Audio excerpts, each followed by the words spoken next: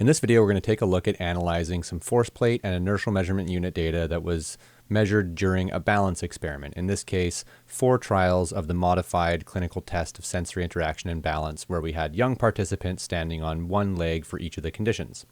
So the first condition was standing on one leg with eyes open. Second condition was standing on one leg with eyes closed. Third condition, standing on one leg with eyes open while standing on foam. And the final condition, one leg, eyes closed, standing on foam. In each of these conditions, we measured force plate data at 500 Hertz and inertial measurement unit data at 120 Hertz. To start off, let's think about how we want to track balance. Now, if we look at the traditional measures of balance for center of pressure, we're going to be measuring either the bounded area of ellipse or the 95% confidence interval area of ellipse. In this video, we're just going to take a look at the simple bounded ellipse because it's a pretty easy analysis in Excel. In a future video, we'll look at analyzing the 95% confidence interval area of ellipse in Python. So let's start off with visualizing our data. So here we have our first trial. We can just insert a graph. Now this gives us an idea that during the trial, the participant had a relatively small variability in their balance. So we're only looking at about 2 centimeter variation in the y direction and about 3.5, 4 centimeters in the x direction. But rather than just kind of guessing, let's do some quick calculations. So we'll start off by calculating the area of ellipse, which is pi times a times b, where a and b are the radii. Now looking at this graph, we can see that if we were to measure the minimum and the maximum, that would give us the diameter in each direction.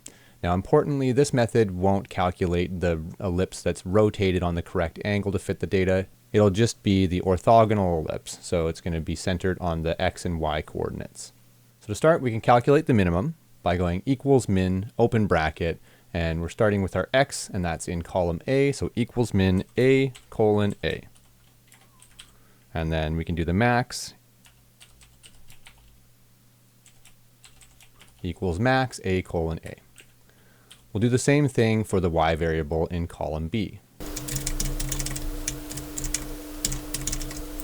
Now to calculate our radii, we simply need to take the difference between the maximum and the minimum, which is the diameter, and divide it by 2. Now remember, if you're going to do this, you need brackets.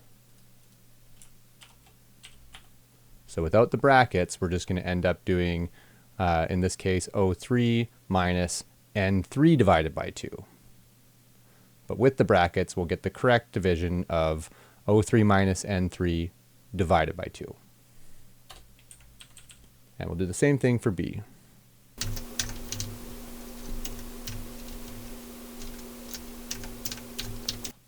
Now to calculate the area, we just need to use the pi function and multiply that by a and b. So equals pi, open bracket, close bracket, times a times b. And that gives us our area of ellipse in centimeters squared. Now we can follow the same calculations for each of the other trials.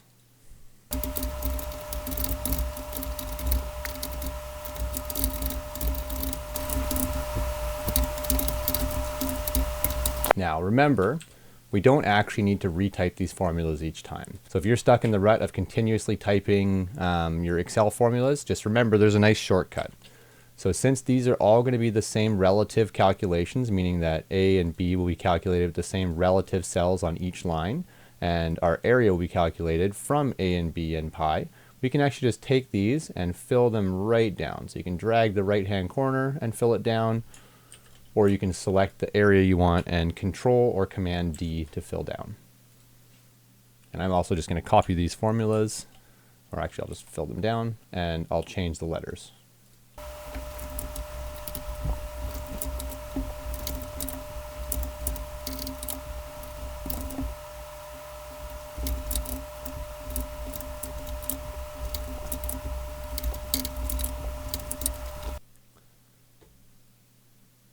Now that we've made these calculations, we can see that as we went from condition 1 to condition 2, our balance was drastically impacted. So we had an area of ellipse that increased from about 9 to 56.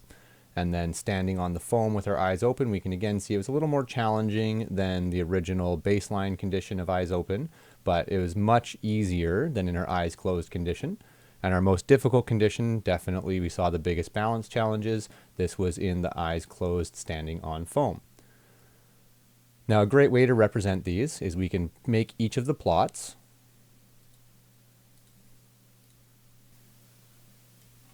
Once we've made the plots, we'll notice that the axes aren't all identical. So for these conditions, they're the same. So let's just set everything to be the same axes. Now the reason for doing this is it allows you to quickly visualize the magnitude of the area of excursion without having to go and check your numbers. So double click on the axis, go into the axis options, and here we'll just set the y-axis to 25 and the x-axis to 20. And we'll do the same thing for this other graph.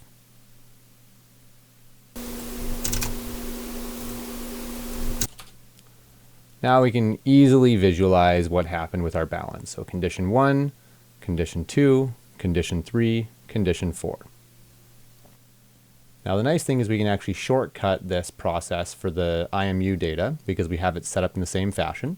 So we'll just copy these cells and we're going to paste them into M2. So as long as we paste them into the exact same relative position and our data is structured identically, it's going to perform the calculations automatically for us. So there we've calculated all of our values. So now we'll just quickly make our graphs again. Now that we've got our graphs, we can do the same thing and appropriately scale our axes. So it looks like we're going from -10 to 4 and -8 to 12.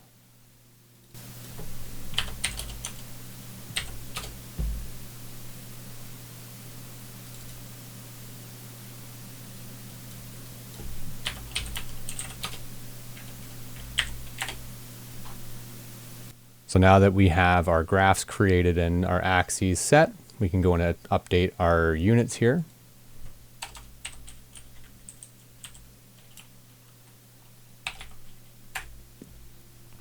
And then we'd want to go ahead and add our axis titles to each of the graphs. And your graph will look something like this. So a descriptive title of the axes, including units, and a descriptive enough title of the graph. And you'll do this for each of your graphs for the IMU, as well as for the force plate, and you're ready to present your data. Now the values for the area of excursion of the ellipse, as well as your graphs, can help you describe the story of what happens to balance during each of these conditions. Remember, you'll want to be thinking about which systems are going to be challenged. So your vestibular system, your visual system, your proprioceptive system, which of those are going to be the most challenged in each of the conditions.